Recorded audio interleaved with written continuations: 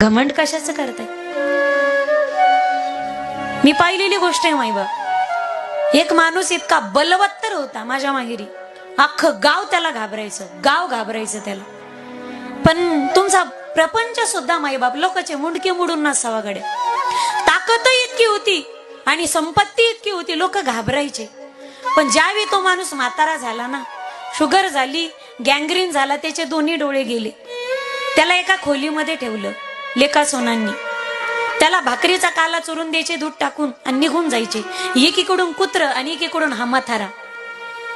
तर कुत्रा कमरा इतकं दांडगच्या दांडग झालं होतं, त्याच्या ताटा दूध काला खाऊन.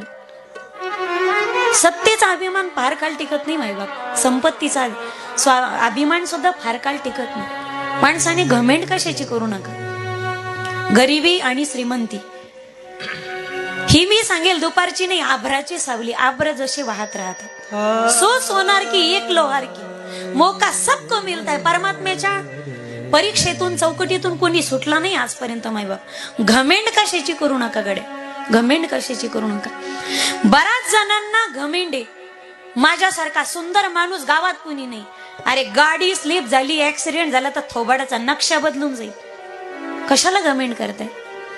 कशाला अभिमाने घमेंडे स्वतःच्या विद्वत्तेवरती?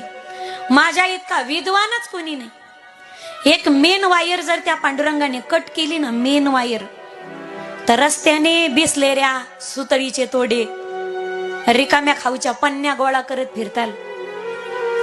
कळते ना माझी भाषा? घमेंड कशाची करू नका माईबा. हो मत कर तू अभिमान रे बंदे, झूठी तेरी शान. हो